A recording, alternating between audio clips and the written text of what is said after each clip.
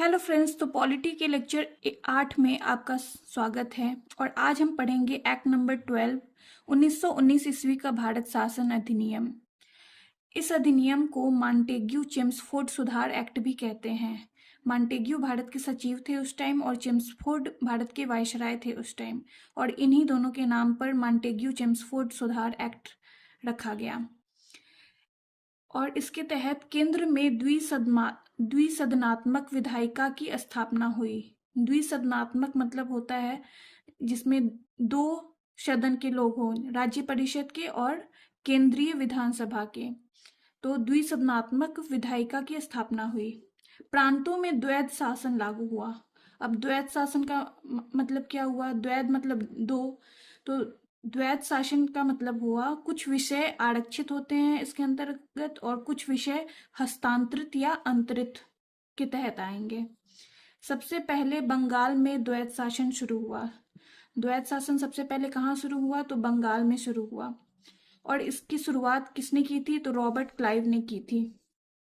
बंगाल में द्वैध शासन का अंत किसने किया? वॉरेन हेस्टिंग्स ने किया। द्वैध शासन के जनक किसको कहा जाता है? तो लियोनस कार्टियस को द्वैध शासन का जनक कहा जाता है। तो द्वैध शासन से कुछ इंपॉर्टेंट पॉइंट्स हैं जो आपको याद रखना है। इस अधिनियम के तहत महिलाओं को वोट देने का अधिकार 1926 में प्राप्त हुआ। पहले महिलाओं को वोट देने का अधिकार प्राप्त नहीं था और 1926 से महिलाओं को वोट देने का अधिकार मिला।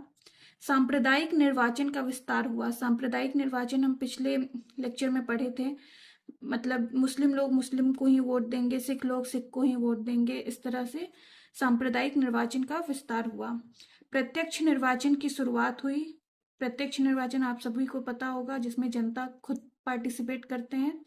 तो प्रत्यक्ष निर्वाचन की शुरुआत हुई। केंद्रीय बजट को राज्यों के बजट से अलग किया गया, मतलब सेंट्रल और ये स्टेट ये बजट को अलग कर दिया गया। केंद्रीय लोक सेवा आयोग का गठन 1926 में हुआ। और किस आयोग के आधार पर हुआ? तो ली आयोग के आधार पर केंद्रीय लोक सेवा आयोग का गठन 1926 में हुआ। किस लिए हुआ? तो सिविल सर्विसेज के एग्जाम लेने हेतु। तो इस तरह से आज हम लोग पढ़े हैं 1919 ईस्वी का भारतीय शासन अधिनियम के कुछ इंपॉर्टेंट पॉइंट्स जो कि आपको याद रखना है। आपको कोई भी डाउट हो या फिर कोई भी क्वेश्चन हो तो आप कमेंट सेक्शन में जरूर पूछें। और हमारे चैनल लूसेंट हैक्स को लाइक, कमेंट, शेयर कीजिए। Thank you.